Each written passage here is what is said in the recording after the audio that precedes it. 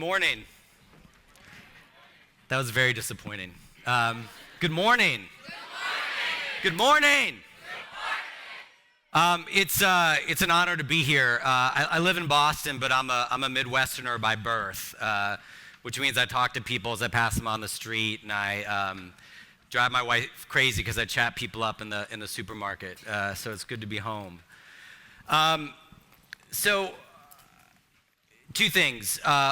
One is it's an honor to be here with you. I wouldn't be anywhere else, and I'll explain why in just a second.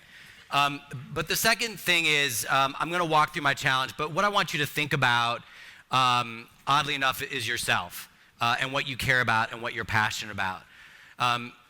And so I'm here to talk about the problem of violence, right? And when I talk about violence, I want you to think not just in terms of things that make the news, right? The guns and the gangs, but the quieter issues. Racism, sexism, homophobia, all of those things that keep us from being connected and being whole. And I want to start by telling a story, and it's a story about a grandfather and his grandson. And the grandfather is visibly upset about something, and his grandson approaches him and he says, "Grandfather, what's wrong?" And the grandfather turns to his grandson and he says, "My son, I feel like I have these two wolves fighting inside of me. One wolf is angry and vengeful and violent, and the other wolf is peaceful and loving and kind. And they're at war inside my spirit." And the grandson thinks about this for a moment, and then he turns back to his grandfather and he says, well, grandfather, which of these two wolves do you think is going to win? To which the grandfather replies, "My son, whichever of these two wolves I choose to feed." And I start with that story because in this country, we do an incredible job of feeding that wolf of violence, that wolf of anger, that wolf of intolerance. Right now here in the United States, 160,000 young people aren't in school because they're scared to go to school. By the time children finish sixth grade, they've seen 100,000 acts of violence on television. 1 out of 4 high school students reports being bullied, assaulted in their high school every single month.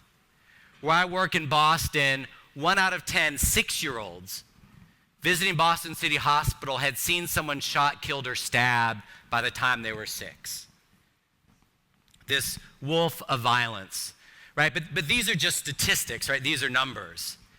I started this organization when I was 18 because of my own experiences with violence. I was kind of an angry kid. And I still see today, 2 years ago, 3 kids shot on my block, one of whom bled out in my driveway. Right, I'd explain this to my 6-year-old daughter, what those gunshots were. So I want to be real about this for a moment. I'm going to ask you a few questions. I'd love for you to raise your hand if you have ever felt unsafe in your school or your neighborhood. Let's take a look around. Okay, put your hands down. Raise your hand if you have ever felt unfairly judged because of where you live, because of the color of your skin, because of the way that you talk. Okay, put your hands down. Raise your hand if you've lost someone to violence in your life. It could be a friend, a family member, physically or spiritually, lost someone to violence. Just look around. Okay, put your hands down. Now, raise your hand if you have an idea, it could be big or small, about one thing that you could do to make your community safer. Raise your hand if you have an idea, big or small, about what you might do.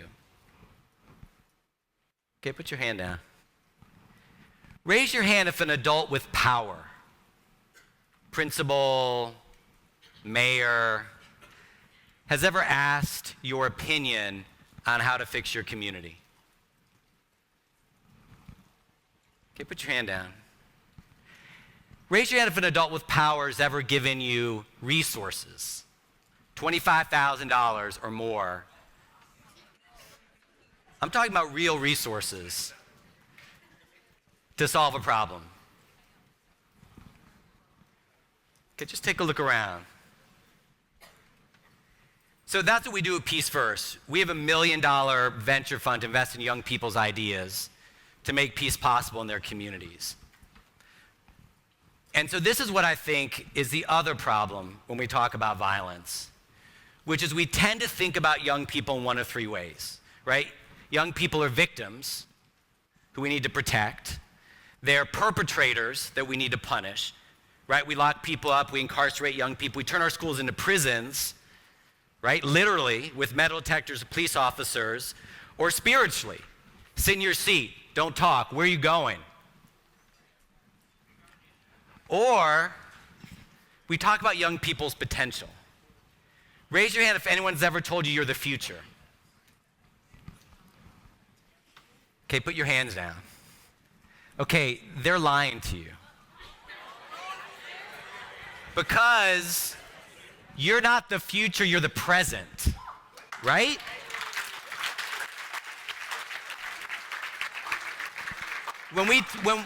When adults tell you that you're going to be a great writer or a great athlete or a great artist or a great leader someday, what are they saying you are right now?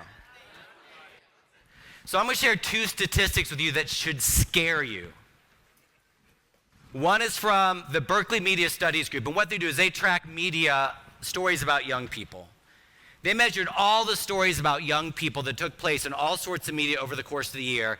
Guess what percentage of them were positive? 1%. Out of all the news stories that talked about young people, only 1% were positive. Gallup did a survey of adults in the United States. 71% of adults in this country have a negative image of young people. The words that came up: lazy, apathetic, selfish, dangerous. So you see how these two things fit together? We have a culture of violence that we grow up in, and yet 40% of the world's population is under 25 and is never invited to come up with solutions. So this is what I want us to frame. I think the most radical thing that we're talking about here today is that the solutions to all of our community problems are right here. So seeing you all as powerful, creating positive change, not someday, but right now. You with me? And so this is my challenge to you. By bringing together unlikely allies, the people, folks who never think you would work with, I challenge you to unleash peace to counter the culture of violence present in your community. Read that again. By bringing together unlikely allies, I challenge you to unleash peace. Not just prevent violence, but to unleash peace to counter the culture of violence that's in your community. So let me break this down a little bit. So when you hear the word peace, what do you think of? Martin Luther King, who else? What else? Hippies, Gandhi, right? When we think about peace, we think about holding hands and singing songs. We think about Dr. King, Gandhi. We think about being passive. Dr. King wrote that peace isn't merely the absence of tension, but the presence of justice. So when you think about peace, I want you to think about something that's active and that's powerful. And involves these three commitments. The first commitment is to compassion, to kindness, to crossing lines of difference. So a young man named Jeremiah Anthony, who's a high school student in Iowa, he noticed that there was lots of negativity in his school taking place on social media. You know what I'm talking about? His solution was to create a Twitter account that just put out positive messages in his school. He got 10 other students, each from different groups or cliques, because he knew those compliments had to be real and they had to be meaningful. So they tweeted out things like, "Go girls cross country team, I hope you win," but also, "Aisha, you looked upset after math class, I hope your day gets better." Right? Compassion. So that 10-year-old in New York City, first thing she does when she walks into the cafeteria every day, get this, she scans the cafeteria and she finds out one kid that no one is sitting with, and she goes and sits with her. So I'm talking about peacemaking. That first commitment is to compassion, is to kindness.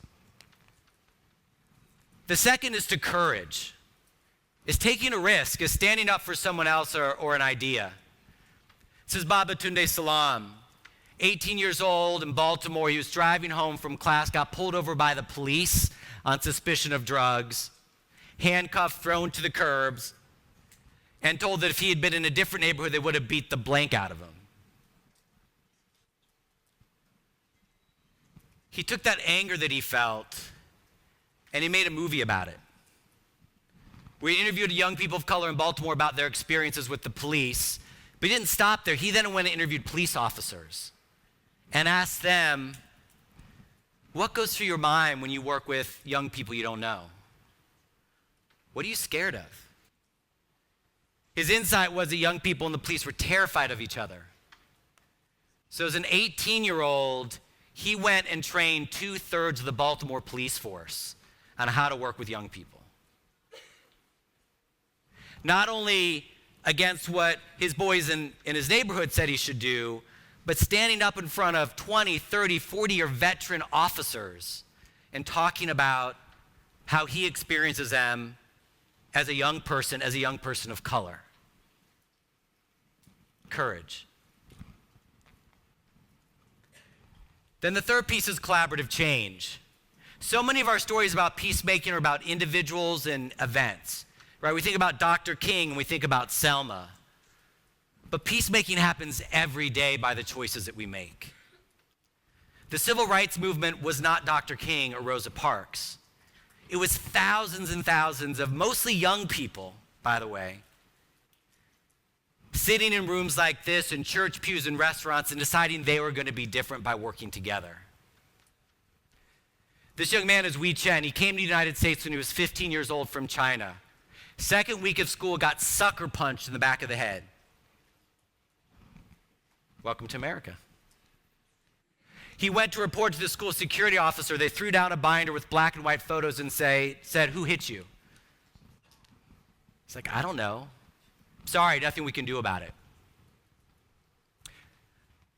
A little while later, 26 students, all Asian immigrants at his school, were assaulted. 26 students. 17 of them had to go to the hospital.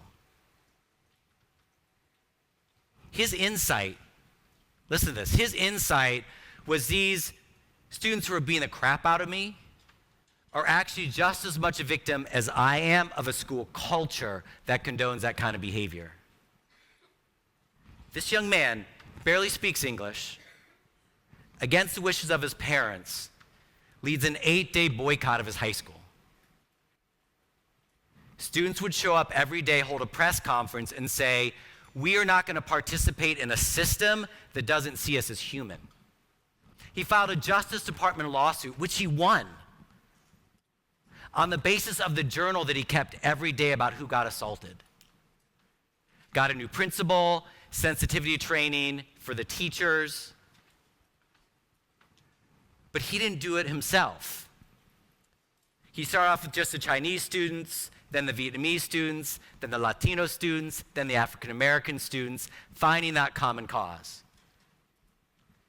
So understand what I mean by peacemaking? It's making that commitment to compassion, to courage, and to collaborative change. So how do you do this? Well, the first thing you need to do is identify a place of common hurt and disconnection. So I'm going to ask you to close your eyes for just a second. Just close your eyes. And I want to think about your school. I want you to think about your community. And I want you to think about a place of hurt in your community, of mistrust, of disconnection. Keep your eyes closed, but raise your hand when you have that image. A place of hurt, disconnection, maybe bullying, maybe intimidation, maybe discrimination. Raise your hand when you have a sense of where that is.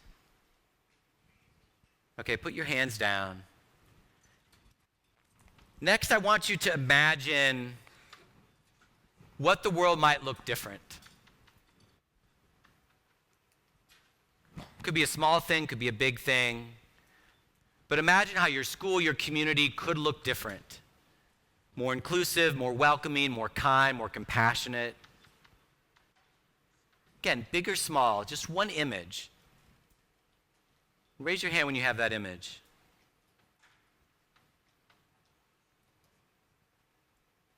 Okay, open your eyes. So that's what I'm talking about. Identify that place of hurt, that place of disconnection, that place of violence, that place of need. And then imagine what it could look like if it was different. And then find those unlikely allies. What are those places of resistance who you could work with? Babatunde went to work with the police. He did not like the police. He did not like the police when he was done. But what he realized is that individual police officers were fine human beings, but there was a culture around policing that needed to change. And so he wanted to work to transform that. So think about those unlikely allies that you can bring together. Because there's far too much that divides us right now as a country. I will not get back into Donald Trump. Right? But that language, that invitation to hate one another is what we need to overcome. And we need to do that in our own lives. So I want to leave you with just two final thoughts. So I started by talking about how I want this to be about you. I want you to challenge yourself. So no matter which challenge you choose, I want you to challenge yourself. Because what happens when we have an opportunity like this, we start with, what do I get out of it? Right? I get to be out of school, they feed me, I get a fancy t-shirt, right? What do I get out of it? And then we move to this place of, what can I give? Like, how can I volunteer? How can I step up? How can I help? Right? That's the place we move to. But this next place is, what are you willing to give up? How are you willing to be different? Who are you willing to let in to create a better world? This is Katiba, a young woman in Oakland, 14 years old. There were two students who were killed near her high school. One was a graduate who was killed in a drive-by. The other was a 5-year-old. Happened to be in the wrong place at the wrong time. And what she realized is every time something like this happens, the school does the same thing. There's an assembly, everybody comes together. The principal says a few things, there's a moment of silence, then people go back to class. Katiba organized a 73-day hunger strike at her high school to remember the suffering that was going on in their community. Each 24-hour period, a different student would only drink water, wouldn't eat or drink anything else for a full 24 hours, would wear an armband saying what they were doing, and they passed this around the entire school. They wanted to sacrifice to get that sense of hunger, to show solidarity to the spiritual and physical hunger that was present in their community. Challenge yourself. I want to say just one final thing and then open up for questions. And I want to share a story of the first time I tried to bake a cake. Anyone here like to bake? Any bakers here? Brothers and sisters? So I was 8 years old, and we had it was a red Betty Crocker cookbook in my house with full color pictures. And I decided that I wanted to make the Betty Crocker triple layer chocolate cake. I had minimal adult supervision, which was probably the first problem. But, I followed the recipe step by step. I put everything in, I mixed it together, I poured everything into the 3 different sized pans, I put them in the oven, and I waited, and waited, and waited, and then ding, it's ready. Took it out, took the cakes out, put the medium-sized cake on the big cake, and then the small cake on top of the medium-sized cake. And then I took that ooey gooey chocolate frosting with extra fudge and put it all over my cake. And I remember stepping back to look at my cake and looking at the Betty Crocker cookbook and realizing that my cake looked nothing like the cookbook cake. See, I didn't realize that when you cook 3 different size cakes, you need to cook them for different amounts of time.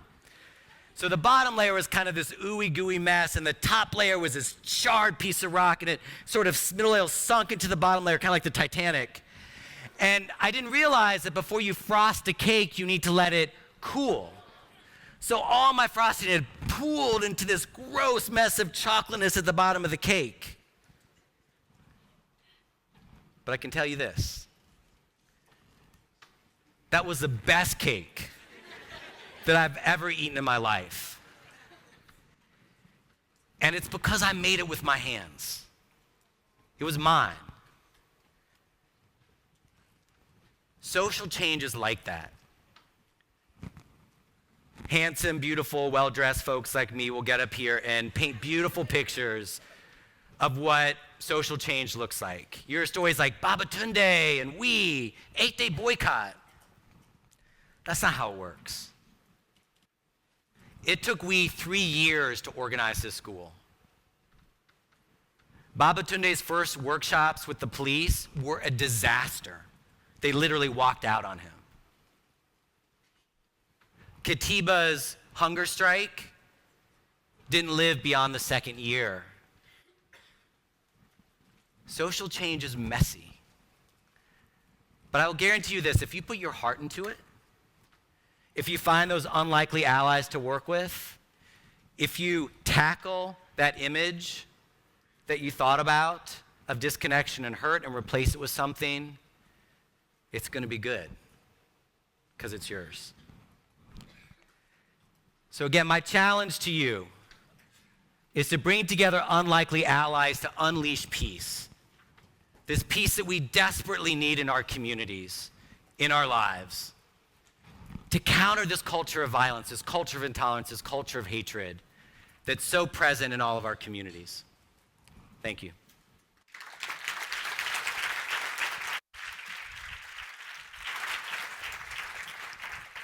How many here would have eaten the chocolate cake with our friend here? Why not?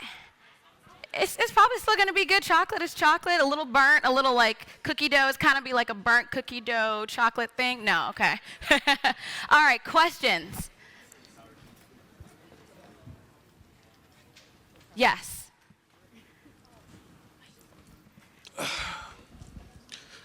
Hi, my name is Darion. I come from John Marshall. Morning. My question is, how do we create a system where it helps minorities and helps low-income people with problems such as discrimination, racism, and other sorts? Because Chicago is one of the most segregated cities in the country, and you're more twice as likely to be arrested because you're a minority. So how can we implicate a system where we can solve this by getting the youth out of the project? It's a great question. And I want to talk about how we change cultural norms and expectations. Because the problem, I think, actually isn't just violence. It is a culture that condones that kind of behavior. I lost one of my students a couple of years ago to gun violence. The story of it was on the last page of the local section of the paper. 3 sentences. Did not mention his name, did not mention his sense of humor, his smile, his love of photography, and that says how much his life was valued. We need to change our culture by creating a new cultural norm, and we do that by building stories. We studied movements over the past 120 years, from the workers' rights movement to the civil rights movement to marriage equality. 2 interesting things. These movements are always led by young people. Always. Fashion, music, values, you all are creating right now what the rest of the world is going to be wearing, listening to, and believing. So we need to start right here by creating a new cultural norm about how we're going to treat each other and who we're going to be. The other thing is that movements require stories. We've got to get your stories out. Right? We've got to transform the stories that we see. That 1% of stories about young people that are positive, that's part of the problem. And so we need to own the airwaves. We need to own the stories. We need to change the narrative about who young people are, who young people of color are, to create something different. Thank you. Thank you. All right. Over there, we can get this table.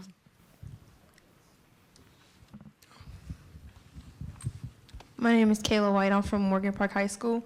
My question is, how do you change people's minds about things that they are very hard on, maybe homosexuality? How could you change someone's mind from being rude to someone that is gay or something like that when they know that in the Bible they says this and that? So how do you work around that or try to figure out a way to make it happen?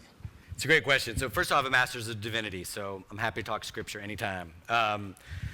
The issue in that, I think fundamentally, is that we tend to do a lot more talking than listening with people we disagree with. And so if we spend 90% of our time talking and 10% of our listening, we're not going to transform people's minds. So I think the first thing we do is we ask why. And not why, but why do you think that? Tell me more. Why is that important to you? What do you think that means? So I think if we enter these hard relationships with people who feel and see the world differently with a genuine sense of curiosity and compassion, then we change hearts and minds. All right. This side of the room, right over here.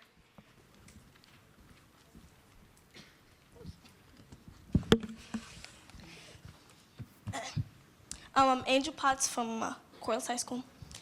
And do you believe that labels is a big cause of violence? Because some people feel like once you're labeled something, you're just doomed to that destiny, and they feel like might as well just, be bad or be good or just do what people label me as. Absolutely, right? So again, I think it has to do with the stories. It's not just the stories that we tell other people, but it's the stories people tell us about us, right? Who we are and who we can be. I have a multiracial family, and my daughters and I were watching Spy Kids. Anyone see Spy Kids? So Spy Kids 2, not as good as Spy Kids 1. But in it, the first daughter, the daughter of the president, gets kidnapped. And my 6-year-old, who looks just like President Obama's kids, turned to me and said, "Daddy, that's not the president." And I said, "What do you mean?" She goes, "Those kids are white." Right? So she has a sense through visual images about who the president could be. Right? The president could look like her. Right? So I think when we create opportunities to change the story about who we are and how people see us, we interrupt that cycle of violence. Right? So by standing up and being different ourselves, we're no longer letting people label us. Right? We're reclaiming that power, and that's what we need to do.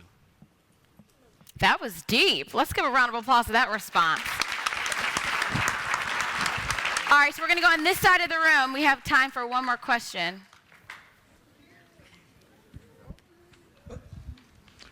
All right, good morning. My name is Arturo Lopez, and I'm from Bogan Technical School. And my question is to you, how do you expect us to change something within our community when even our own city doesn't help us? If you haven't seen, the city of Chicago, I've lost friends by the police. They've been shot at and killed. And I feel like I've been through enough promises by officials promising change, that change will come. But honestly, I think I lost enough friends to keep on waiting for that. So my question is, how do we do it as together as a whole? Because just recently I did a teen summit with my teacher, Mr. B. And my topic was teen safety. And nearly 500 kids have been killed under the age of 18. And most of us have been under the Black and Latino neighborhoods. And since I'm not originally from Chicago, but I've just moved in 2 years ago, and I've seen a lot of things I wish I could have unseen. And I came to learn that it's not really about growing up in Chicago, but more about surviving in Chicago. Since there's many issues that have been going on about teen safety, about gun violence, but I feel like gun violence isn't really the problem. It's the people behind the violence. Yeah, let's give that a round of applause.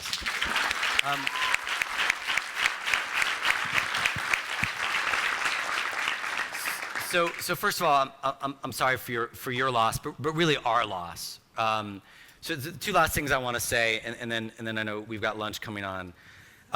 It's exactly because the city isn't doing anything that we need to, right? We need to stop waiting, right? We are the change that we've been waiting for.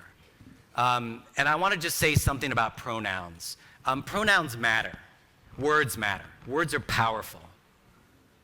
Anytime you hear someone say, those kids, or that neighborhood, or you all, and not we, you've got to call them on that.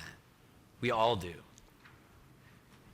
These are our young people. These are our neighborhoods.